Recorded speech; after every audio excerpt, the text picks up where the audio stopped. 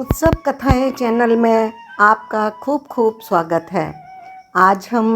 गीता जी के 6ठे अध्याय का भाग 1 का पठन शुरू करते हैं। श्री भगवान बोले, जो पुरुष कर्म फल का आश्रय न लेकर करने योग कर्म करता है वह सन्यासी तथा योगी है, और केवल अग्नि का त्याग करने वाला सन्यासी नहीं है तथा केवल क्रियाओं का त्याग करने वाला योगी नहीं है। हे अर्जुन, जिसको सन्यास ऐसा कहते हैं उसी को तू योग जान, क्योंकि संकल्पों का त्याग न करने वाला कोई भी पुरुष योगी नहीं होता।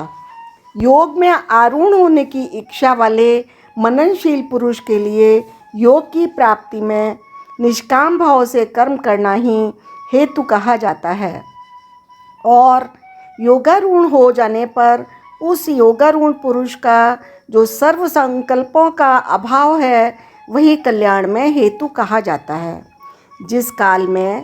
न तो इंद्रियों के भोगों में और न कर्मों में ही आसक्त होता है, उस काल में सर्व संकल्पों का त्यागी पुरुष योगारूढ़ कहा जाता है।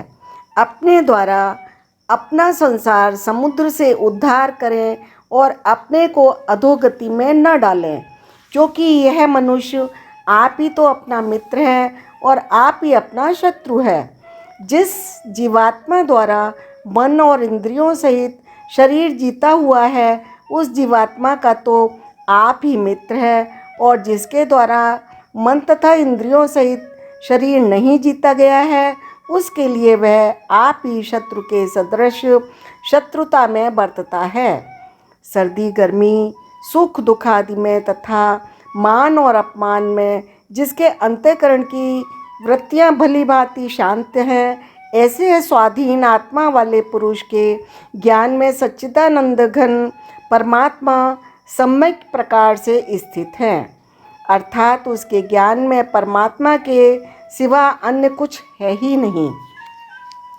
जिनका अंतःकरण ज्ञान विज्ञान से तृप्त है, जिसकी स्थिति विकार रहित है, जिसकी इंद्रियां भली भांति जीती हुई हैं, जिसके लिए मिट्टी पत्थर सुवर्ण समान है, वह योगी युक्त अर्थात भगवत प्राप्त है, ऐसा कहा जाता है। सुहृदय, मित्र, वैरी, उदासीन, मध्यस्थ, द्वेष और बंधुगणों में, धर्मात्माओं में, पापियों में भी समान भाव रखने वाला अत्यंत श्रेष्ठ है।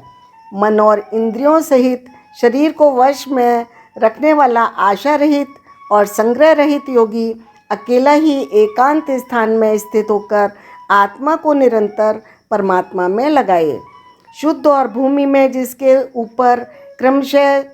कुशा, मृगछाला और वस्त्र बिछे हैं, जो न बहुत ऊंचा है और न बहुत नीचा, ऐसे अपने आसन को स्थापन करके उस आसन पर बैठकर चित्त और इंद्रियों की क्रियाओं को वश में रखते हुए मन को एकाग्र करके अंतःकरण की शुद्धि के लिए योग का अभ्यास करें। काया, सिर और गले को समान एवं अचल धारण करके स्थिर होकर अपनी नासिका के अग्रभाग पर दृष्टि जमाकर अन्य दिशाओं को न देखता हुआ ब्रह्मचारी के व्रत में स्थित भय रहित तथा भली भांति शांत और अंतःकरण वाला सावधान योगी मन को रोककर मुझ में चित्त वाला और मेरे परायण होकर स्थित होवे। वश में किए हुए मन वाला योगी इस प्रकार आत्मा को निरंतर मुझ परमेश्वर के स्वरूप में लगाता हुआ मुझ में रहने वाली परमानंद की पराकाष्ठा रूप शांति को प्राप्त होता है। हे अर्जुन, यह योग न तो बहुत खाने वाले का, न बिल्कुल खाने वाले का, न खाने वाले का, न बहुत शयन करने वाले का, स्वभाव वाले का और न सदा जागने वाले का ही सिद्ध होता है। दुखों का नाश करने वाला योग तो यथा योग आहार विहार करने वाले का, कर्मों में यथा योग्य चेष्टा करने वाले का, यथा योग्य सोने और जागने वाले का ही सिद्ध होता है। अत्यंत वश में किया हुआ चित्त जिस काल में परमात्मा में ही भली भांति स्थित हो जाता है, उस काल में संपूर्ण भोगों से इस प्रहार रहित पुरुष योग युक्त है, ऐसा कहा जाता है। जिस प्रकार वायु रहित स्थान में स्थित दीपक चलायमान नहीं होता, वैसी ही उपमा परमात्मा के ध्यान में लगे हुए योगी के जीते हुए चित्त की कही गई है। योग के अभ्यास के निरुद्ध चित्त जिस अवस्था में उपराम हो जाता है, जिस अवस्था में परमात्मा के ध्यान से शुद्ध हुई सूक्ष्म बुद्धि द्वारा परमात्मा को साक्षात करता हुआ सच्चिदानंद घन परमात्मा में ही संतुष्ट रहता है, इंद्रियों से अतीत केवल शुद्ध हुई सूक्ष्म बुद्धि द्वारा ग्रहण करने योग्य जो अनंत आनंद है, जिसको जिस अवस्था में अनुभव करता है, जिस अवस्था में स्थित वह योगी परमात्मा के स्वरूप से विचलित होता ही नहीं है।